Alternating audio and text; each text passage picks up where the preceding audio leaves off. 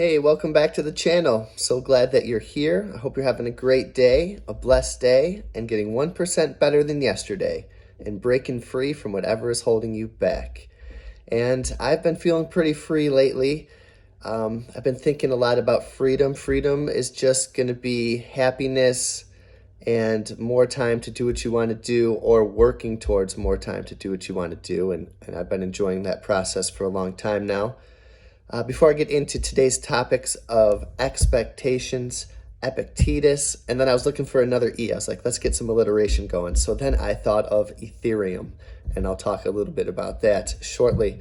Before I do, I got to watch the girls play soccer this morning at 8:30. I was ready for winter, but it was actually quite warm out there, so that's good. It's a nice day. I did not get to Instacart today because of the soccer game. I went to the thrift store, nothing. Went to a garage sale, nothing. And now I'm just home and I'm going to relax with them before work. I did end up at $355.70 with Instacart this week. I did that in 12 hours. It is my highest total of the year, and that equals out to $29 per hour. So Instacart was great this week, and that is a good thing because we had a short day or a short week of waiting tables. So it's nice to have that to fall back on. But getting into the topic for today, the first of the three, expectations.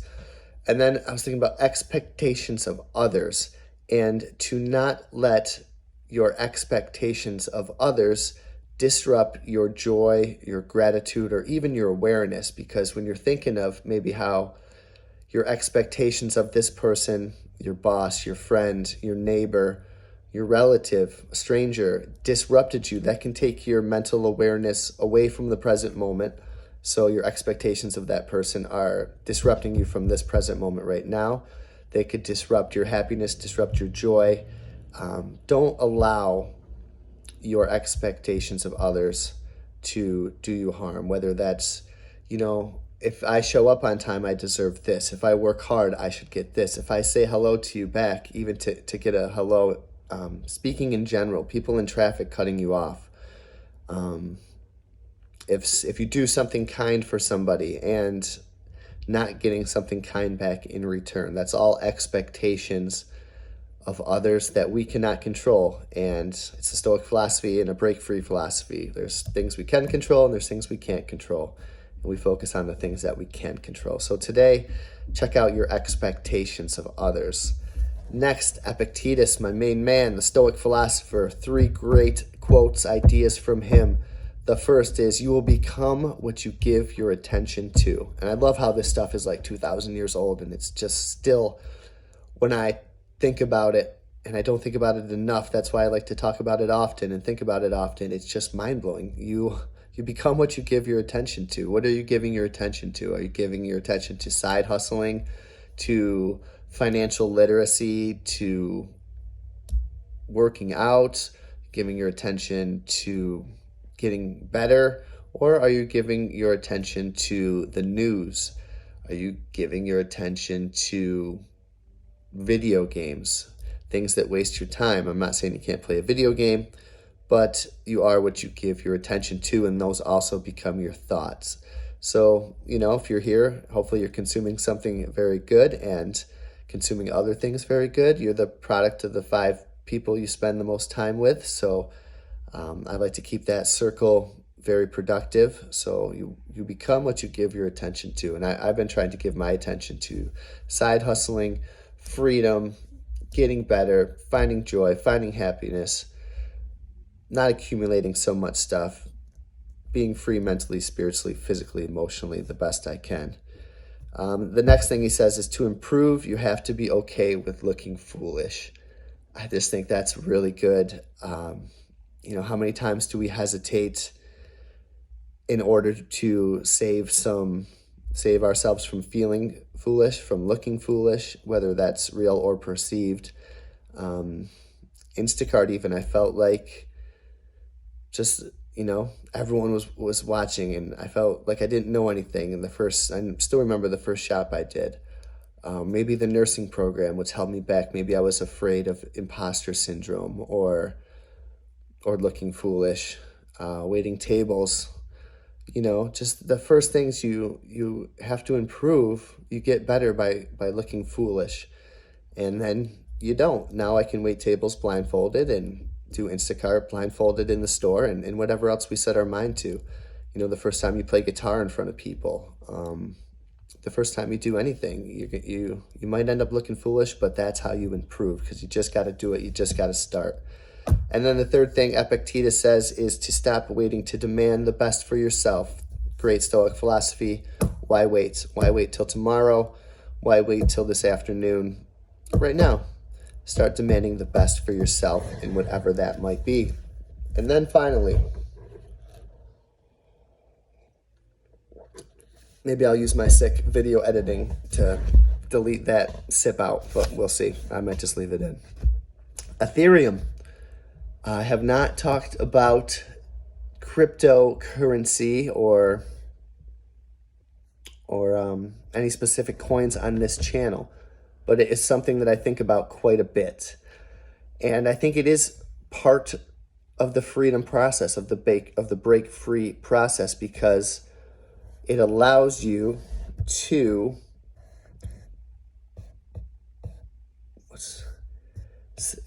have participants to transact with each other without a trusted central authority. Do I know what the heck that means? Not really. But I want to learn.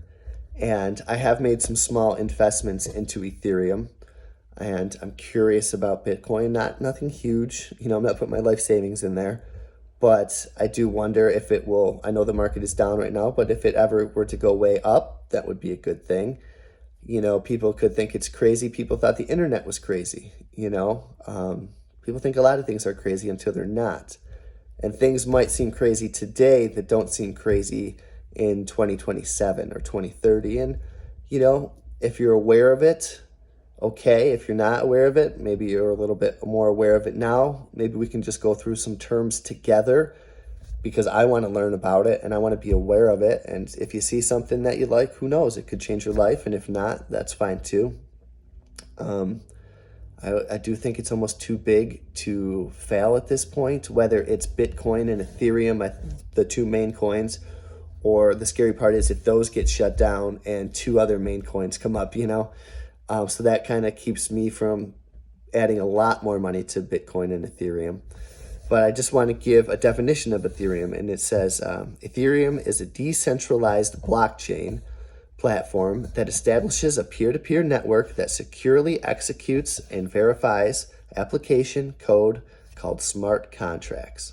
Okay, so then there were two strange words in there, blockchain and smart contracts. Smart contracts allow participants to transact with each other without a trusted central authority. So maybe me and you, we could send each other some Bitcoin, or you could send me Bitcoin, and we would not have to wait for a bank. We would not have to go to a bank. There wouldn't be any fees, and it would be instantaneous. Perhaps that is something I'm thinking of. So smart contracts was a word I underlined in the Ethereum definition, and blockchain. And this is a kind of a funky definition too. Blockchain is a system in which a record of transactions made in Bitcoin or another cryptocurrency like Ethereum are maintained across several computers that are linked in a peer-to-peer network.